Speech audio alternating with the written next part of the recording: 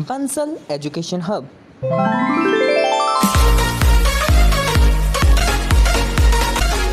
Hello friends, नमस्कार। मैं श्रुति आप लोगों का स्वागत करती हूँ आपके अपने प्यारे से यूट्यूब चैनल पर Bansal education hub. So friends, आज की जो वीडियो है वो है क्लास 12 के लिए। क्लास 12 आज हम लोग डिस्कस करने जा रहे हैं business studies chapter 2 principles of management के कुछ important MCQs and 1 mark questions के बारे में। सो फ्रेंड्स, आज की जो वीडियो है वो आप लोगों के लिए बहुत ही ज़्यादा यूज़फुल होने वाली है, बहुत ही ज़्यादा इंपॉर्टेंट होने वाली है। तो इस वीडियो को एंड तक ज़रूर देखिएगा। एंड अगर आपको मेरी वीडियो अच्छी लगे, पसंद आए, तो मेरे चैनल को सब्सक्राइब करना मत भूलिए और साथ में बेल आइकन भी प्रेस कर दीजिए। और अगर आपको मेरी वीडियो बहुत ही ज़्यादा अच्छी लगती है फ्रेंड्स, तो प्लीज़ मेरी वीडियो को लाइक करिए और साथ ही साथ शेयर भी करिए, ताकि जितने भी आपके फ्रेंड्स हैं उनको भी मेरी वीडियो का बेनिफिट मिले।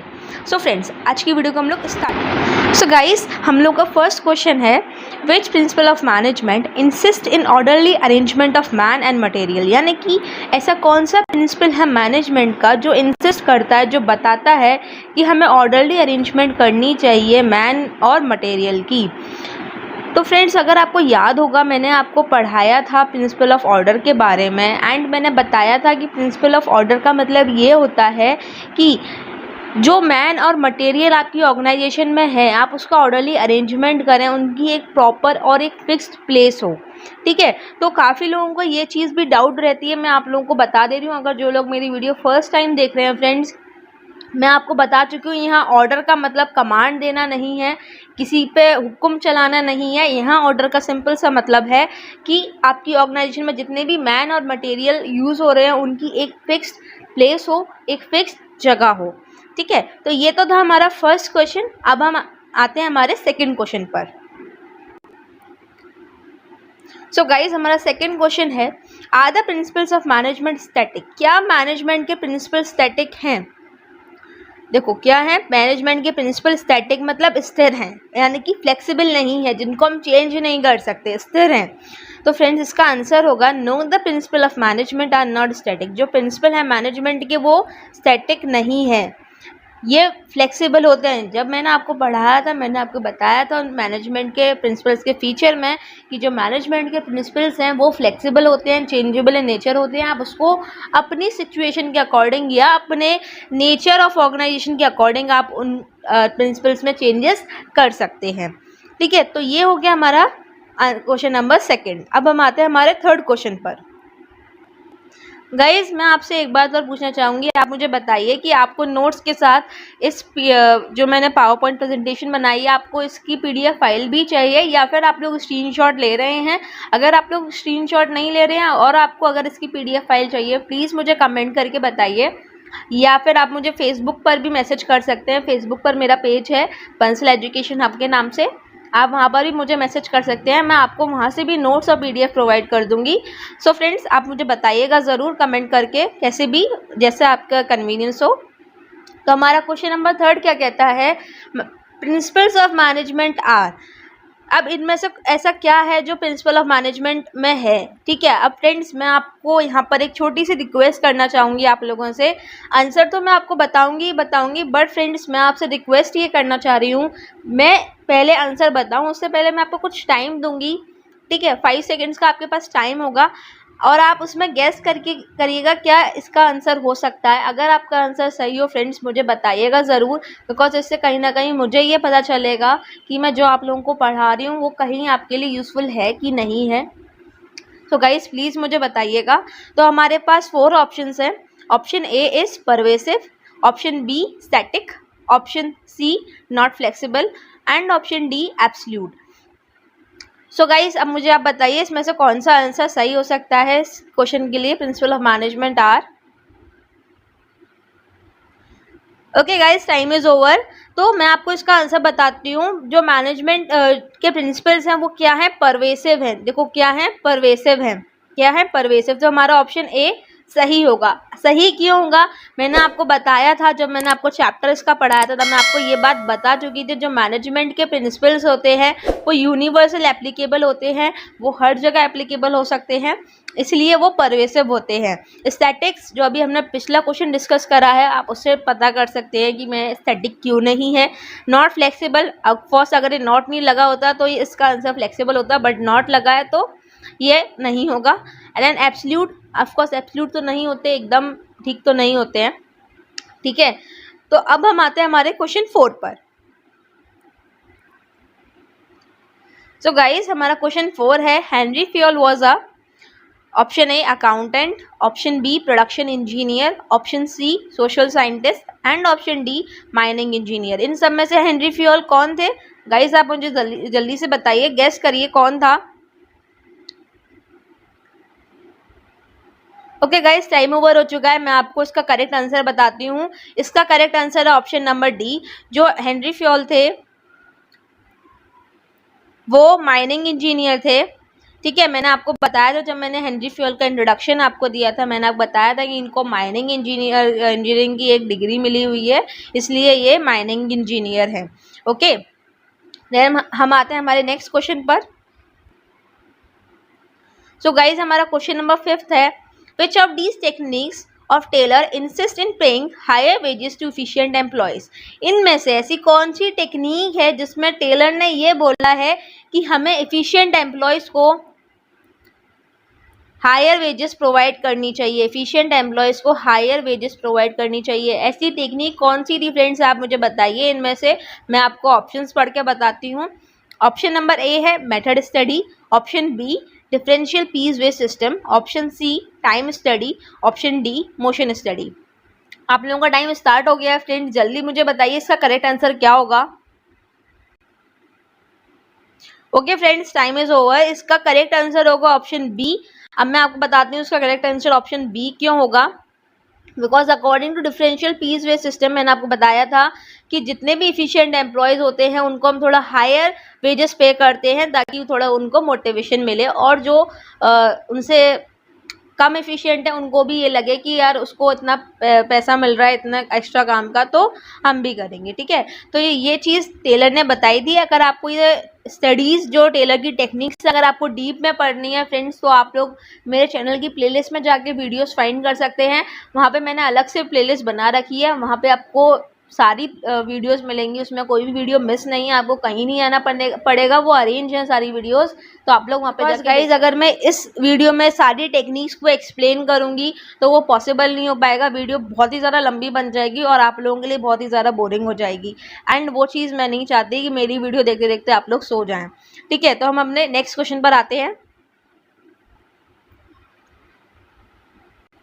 तो गाइज हमारा क्वेश्चन नंबर 6 है, which of these techniques of tailor insist in using most optimum way of doing job। इनमें से ऐसी कौन सी टेक्निक थी टेलर की जिसमें ऑप्टिमम वे था जॉब को करने का, यानी कि सबसे ज़्यादा अच्छा और बेस्ट तरीका जॉब को करने का। तो इनमें से ऐसी कौन सा टेक्निक थी फ्रेंड्स, बताइए। Okay friends, time is over. तो इसमें जो आंसर है वो हमारा है मेथड स्टडी। तो फ्रेंड्स मेथड स्टडी में ये बताया गया था कि एक ऑप्टिमम वे कौन सा होता है, एक बेस्ट वे कौन सा होता है जॉब को परफॉर्म करने का। ये चीज़ मैं आपको पहले एक्सप्लेन कर चुकी हूँ, साथ ही साथ बहुत ही ज़्यादा अच्छे एग्जांपल्स के साथ मैंने आपको ये चीज़ एक्सप्लेन करी है। सो गाइज़ अगर आपने मेरी वो वीडियो नहीं देखी तो आप लोग जाके देख सकते हैं। अब हम लोग आते हैं हमारे नेक्स्ट क्वेश्चन पर। सो गाइज़ हमारा नेक्स्ट क्वेश्चन है, identify the technique of Taylor which brings uniformity and standardisation in work. ऐसी कौन सी टेक्निक थी टेलर की जिससे वर्क में यूनिफॉर्मिटी आती थी और स्टैंडर्डाइजेशन आता था। तो गाइस हमारे पास इसमें ऑप्शंस है, option A functional foremanship, option B work study, option C mental revolution and option D technique of standardisation. तो गाइस मुझे बताइए इसका आंसर क्या हो सकता है। Okay friends, time is over. I think जिसको आता होगा वो बहुत जल्दी बता देगा कि इसका करेक्ट ऑप्शन है option D technique of standardisation. So friends हम लोग हमारे नेक्स्ट क्वेश्चन पर आते हैं। सो गाइज हमारा नेक्स्ट क्वेश्चन है, name the device which permits direct communication between employees working at the same level. ऐसा कौन सा डिवाइस था जो परमिशन देता है डायरेक्ट कम्युनिकेशन करने की बिटवीन दिस एम्प्लॉयज़ के बीच में जो कि सेम लेवल पे काम कर रहे हैं। सो गाइज आपके इस क्वेश्चन के लिए ऑप्शंस हैं, option A gang plank, option B equity, option C esprit de corps and option D scalar chain. तो गाइज मुझे जल्दी बताइए इसमें से कौन सा ऑप्शन करेक्ट होगा।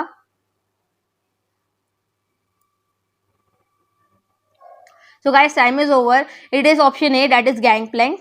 गैंग प्लैंक जो कि स्केलर चेन में आता है, जब आप अपने सेम लेवल जो आपके साथ एम्प्लॉय काम कर रहा है एक सेम लेवल पे काम कर रहा है, ठीक है, तो आप उसमें डायरेक्ट कम्युनिकेट कर सकते हो थ्रू गैंग प्लैंक। ये स्केलर चेन के पॉइंट के अंदर था, जो हमारा स्केलर चेन का प्रिंसिपल था उसके अंदर गैंग प्लैंक आया, मेंशन हुआ था एंड मैंने आपको ये बहुत अच्छे से समझाया भी है। तो इसका जो करेक्ट आंसर होगा वो है गैंग प्लैंक, ठीक है। तो अब हमारे नेक्स्ट क्वेश्चन पर आते हैं। सो गाइज हमारा नेक्स्ट क्वेश्चन है, what does unity of direction states. जो हमारा प्रिंसिपल है यूनिटी ऑफ डायरेक्शन, देखो यहाँ पे प्रिंसिपल मेंशन नहीं करा गया, उन्होंने डायरेक्ट पूछा यूनिटी ऑफ डायरेक्शन क्या स्टेट करता है। This could be also one tricky thing, ठीक है। जो लोग नहीं, जिन लोगों ने बिल्कुल भी नहीं पढ़ा वो लोग नहीं जान सकते यूनिटी ऑफ डायरेक्शन क्या था, ठीक है। तो आपके लिए यहाँ पे ऑप्शन है, option A 1 unit 1 plan, option B order from 1 boss only, option C pay fair wages to employees, option D complete centralisation. तो इनमें से कौन सा पॉइंट यूनिटी ऑफ डायरेक्शन से रिलेटेड है, आप मुझे बताइए। सो गाइस इसका करेक्ट आंसर है option number A that is 1 unit 1 plan. मैंने आपको बताया था यूनिटी ऑफ डायरेक्शन क्या स्टेट करता है, एक यूनिट एक प्लान। हर एम्प्लॉय केवल एक ही मोटिव के लिए, एक ही गोल के लिए काम करना चाहिए, उसके जितने भी एफर्ट्स हैं वो कंपनी गोल के लिए ही होने चाहिए, ठीक है। That was the thing unity of direction के अंदर थी। तो अब हमारे नेक्स्ट क्वेश्चन पर आते हैं दोस्तों। सो गाइज हमारा 10th क्वेश्चन है, what is the main objective of fatigue study. Fatigue study का मेन ऑब्जेक्टिव क्या है। तो मैंने यहाँ पे भी आपको कुछ ऑप्शन दे रखे हैं, तो आप मुझे बताइएगा इसमें से कौन सा करेक्ट ऑप्शन है। Option number A that is the frequency of rest intervals, option B the duration of rest intervals, option C the standard time to perform a job and option D both A and B. तो बताइए friends इसमें से कौन सा correct option होगा। So guys हमारा इसमें जो करेक्ट ऑप्शन है वो है ऑप्शन नंबर डी, बिकॉज मैंने आपको बताया था कि फैटिग स्टडी का मतलब होता है आप रेस्ट इंटरवल्स की फ्रीक्वेंसी और उसके ड्यूरेशन के बारे में पता करते हैं, इसलिए option D is the correct answer that is both A and B. अब हम लोग नेक्स्ट क्वेश्चन पर आते हैं दोस्तों। तो हमारा नेक्स्ट क्वेश्चन है, which technique of Taylor separates planning and execution function. ऐसी कौन सी टेक्निक थी टेलर की जिसमें प्लानिंग और एग्जीक्यूशन फंक्शन को अलग करा गया था, यानी कि इस टेक्निक में प्लानिंग और एग्जीक्यूशन दोनों अलग हैं। तो आपके पास कुछ ऑप्शंस हैं फ्रेंड्स, मैं आपको पढ़ के बताती हूँ। That is option A standardisation of work, option B simplification of work, option C disciplinarian and option D functional foremanship. दोस्तों मुझे जल्दी से बताओ इसमें करेक्ट ऑप्शन कौन सा होगा।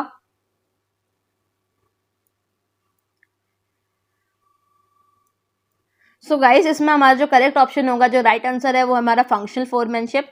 मैंने आपको बताया था कि ये प्लानिंग और एग्जीक्यूशन को अलग करता है, सेपरेट करता है। यहाँ प्लानिंग डिपार्टमेंट अलग होता है और ऑपरेशनल डिपार्टमेंट अलग होता है। तो इसका करेक्ट आंसर है फंक्शनल फोरमैनशिप, ऑप्शन डी। तो हम हमारे नेक्स्ट क्वेश्चन पर आते हैं दोस्तों। सो गाइज हमारा क्वेश्चन नंबर 12 है, which of the following statement best describe mental revolution. इनमें से ऐसा कौन सा स्टेटमेंट है जो सबसे ज़्यादा अच्छी तरीके से डिस्क्राइब करता है मेंटल रिवॉल्यूशन को। सो गाइज आपके पास ऑप्शंस हैं, both management and workers require each other. दोनों ही मैनेजमेंट और वर्कर्स एक दूसरे को रिक्वायर करते हैं, एक दूसरे की जरूरत। Change in attitude of management, केवल मैनेजमेंट के एटीट्यूड में चेंज होना चाहिए। Change in attitude of both management और वर्कर्स, दोनों के ही यानी कि मैनेजमेंट और वर्कर्स के एटीट्यूड में चेंज होना चाहिए। या फिर revolution in management and workers, totally revolution कर देना चाहिए मैनेजमेंट और वर्कर्स में। सो गाइस मुझे बताइए इसका करेक्ट आंसर क्या होगा। सो गाइज इसका करेक्ट आंसर है option number C, that is change in attitude of both management and workers. Because mental revolution जो है वो स्टेट करता है कि जो मैनेजमेंट है और जो वर्कर्स हैं उनको एक दूसरे के लिए अपने एटीट्यूड में, अपने बिहेवियर में चेंज लेके आना चाहिए। ठीक है, तो उसका जो करेक्ट आंसर है वो है ऑप्शन सी। सो हम लोग नेक्स्ट क्वेश्चन पर आते हैं दोस्तों। सो गाइज यहाँ पर ट्रू और फॉल्स का भी एक क्वेश्चन है, जो है हमारा management principles are revolutionary. Management principles revolutionary हैं कि नहीं, आप मुझे बताइए, ट्रू या फॉल्स। फर्स्ट ऑफ ऑल दोस्तों मैं आपको इवोल्यूशनरी का मतलब बता देती हूँ। इवोल्यूशनरी का मतलब है formed by practice and experiments. तो क्या मैनेजमेंट प्रिंसिपल्स फॉर्म हुए हैं बार बार प्रैक्टिस और एक्सपेरिमेंट से? ऑफकोर्स अब तो आप क्वेश्चन बता ही सकते हैं, आंसर बता ही सकते हैं, दैट इज ट्रू। हाँ, क्योंकि मैनेजमेंट के प्रिंसिपल्स जो हैं वो रिपीटेड प्रैक्टिस और एक्सपेरिमेंट से ही फॉर्म करे गए हैं। लेकिन जब तक आपको इवोल्यूशनरी का मतलब नहीं पता था तो शायद कुछ बच्चे ऐसे थे जो इसका आंसर नहीं बता पा रहे थे। तो गाइज आपको पता होना जरूरी है कि इवोल्यूशनरी का मतलब है formed by practice and experiments. आप बुक में देखिएगा, बुक में इवोल्यूशनरी का दूसरा नाम भी दे रखा है स्लैश करके, तो आप वहाँ से देख सकते हैं। तो इसका जो करेक्ट आंसर है वो है option B, that is true. ठीक है, तो हम नेक्स्ट क्वेश्चन पर आते हैं दोस्तों। सो गाइज हमारा क्वेश्चन नंबर 14 है, which of these foreman is under operational department. इनमें से ऐसा कौन सा फोरमैन है जो ऑपरेशनल डिपार्टमेंट के अंदर आता है? आपकी ऑप्शंस हैं, option A inspector, option B disciplinarian, option C route clerk and option D employee. So guys मुझे बताइए इनमें से कौन सा आंसर करेक्ट हो सकता है। सो गाइज इसका करेक्ट आंसर है option A, that is inspector.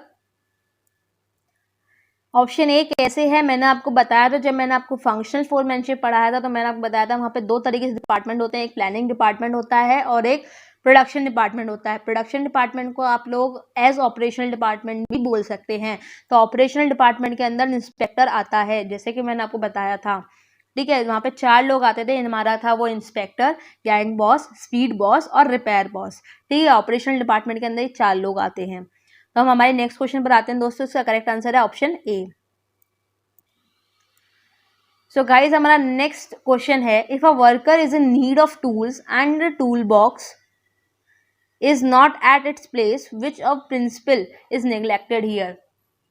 अगर एक वर्कर को नीड है टूल्स की और जो टूल बॉक्स है वो अपनी जगह पर नहीं रखा, तो यहाँ पर कौन से प्रिंसिपल का निगलेक्ट हुआ है, कौन सा प्रिंसिपल हमने इग्नोर करा है? फ्रेंड्स आप याद करिए, ये तो मैंने अभी आपको क्वेश्चन पढ़ाया था एंड ये उसी से रिलेटेड क्वेश्चन है। आप बताइए इसका आंसर क्या हो सकता है। सो गाइज ये बहुत ज़्यादा इजी क्वेश्चन था। इसका आंसर है option number C, that is principle of order, जो मैंने अभी आपको क्वेश्चन नंबर 2 में भी बताया था कि प्रिंसिपल ऑफ ऑर्डर का मतलब होता है कि जो भी आपका मटेरियल है या जो भी आपका सामान है उसकी एक जगह होनी चाहिए, उसकी खुद की जगह पर उस सामान को रखना चाहिए। ठीक है, वो था हमारा प्रिंसिपल ऑफ ऑर्डर। तो यहाँ पर जो प्रिंसिपल निगलेक्ट करा गया है वो क्या है? Principle of order. तो हम हमारे नेक्स्ट क्वेश्चन पर आते हैं दोस्तों।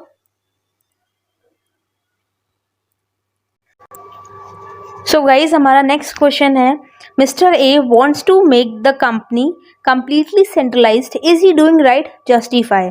देखो जो मिस्टर ए हैं वो क्या चाहते हैं कि वो अपनी कंपनी को कम्प्लीटली सेंट्रलाइज्ड करना चाहते हैं, तो हमें ये बताना है क्या वो सही कर रहे हैं, जस्टिफाई रीजन के साथ। ठीक है, तो आपके पास 4 ऑप्शंस है, अगेन आप मुझे बताइएगा इसमें से कौन सा करेक्ट आंसर हो सकता है। ठीक है, तो फर्स्ट ऑप्शन है no because complete centralisation results delay in taking decisions. ठीक है, no complete decentralisation is good, option C mister A is doing right and option D both B and C. ठीक है, तो आप मुझे बताइए इनमें से करेक्ट कौन सा होगा।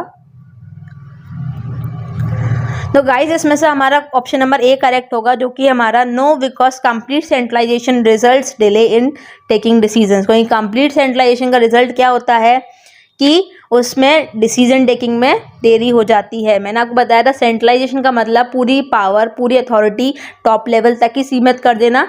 वहीं डिसेंट्रलाइजेशन का मतलब होता है कि आप अथॉरिटी और पावर हर लेवल पे डिस्ट्रीब्यूट करो, यानी कि हर किसी के पास अथॉरिटी है और हर किसी के पास पावर है। ठीक है, तो जो इस प्रिंसिपल में फ्योल ने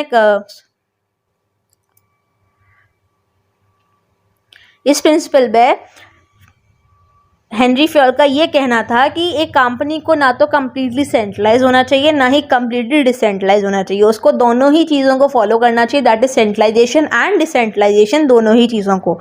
तो इसका जो हमारा करेक्ट आंसर है वो है ऑप्शन नंबर ए। तो हम लोग नेक्स्ट क्वेश्चन पर आते हैं दोस्तों।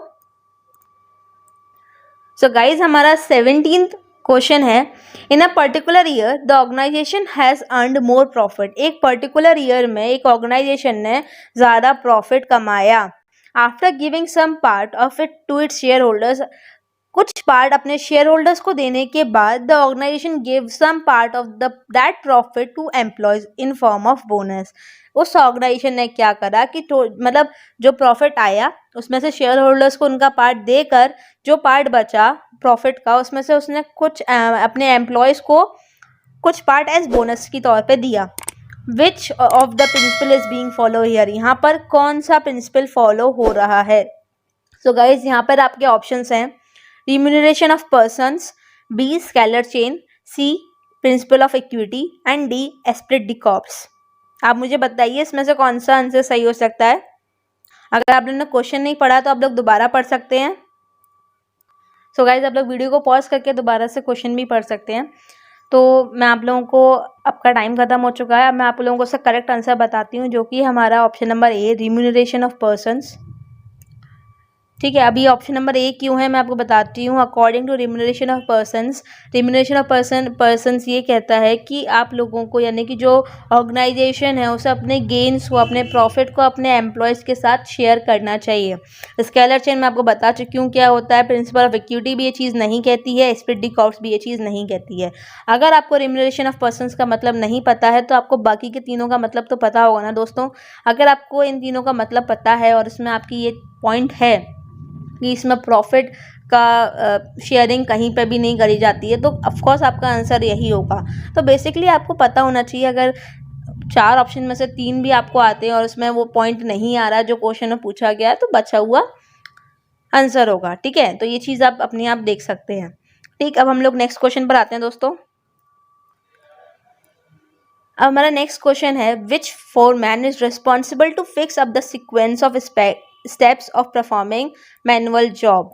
ऐसा कौन सा फोरमैन है जो रिस्पॉन्सिबल होता है फिक्स अप करने के लिए सीक्वेंस को, यानी कि पूरा जो आपका जॉब परफॉर्म करने का तरीका होता है उसके स्टेप्स को सीक्वेंस वाइज फिक्स अप कौन करता है दोस्तों, कौन सा फोरमैन ये काम करता है। तो आपके पास 4 ऑप्शंस हैं। Option A route clerk, option B time and cost clerk, option C gang boss, option D instruction card clerk. आप जल्दी बताइए इनमें से कौन सा ऑप्शन करेक्ट होगा। सो गाइस इसका करेक्ट आंसर होगा option A, that is root clerk.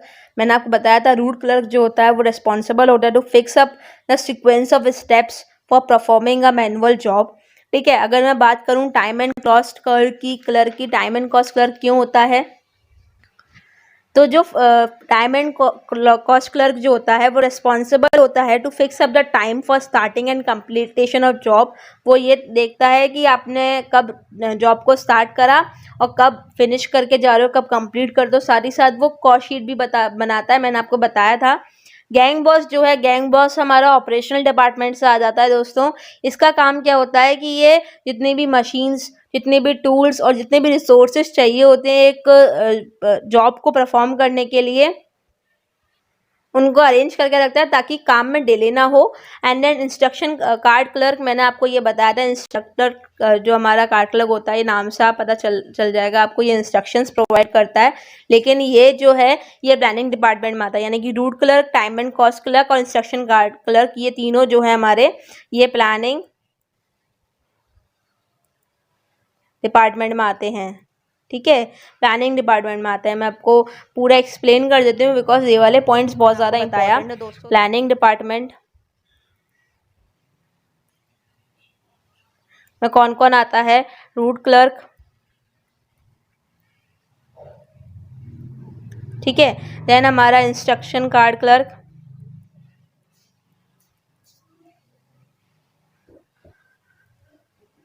Writing खराब आ रही है बट नो प्रॉब्लम, आप लोग समझ जाएंगे, मैं बोलती जा रही हूँ। ये दो तो ये हो गए। नेक्स्ट हमारा जो है वो है टाइम एंड कॉस्ट क्लर्क।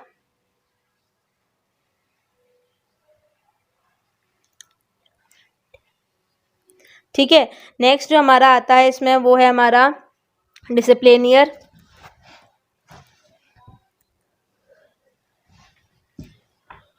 ठीक है, डिसिप्लिनियर ये 4 जो है ये हमारे प्लानिंग डिपार्टमेंट में आते हैं, प्लानिंग इंचार्ज होते हैं। देन प्रोडक्शन इंचार्ज में हमारा आता है गैंग बॉस।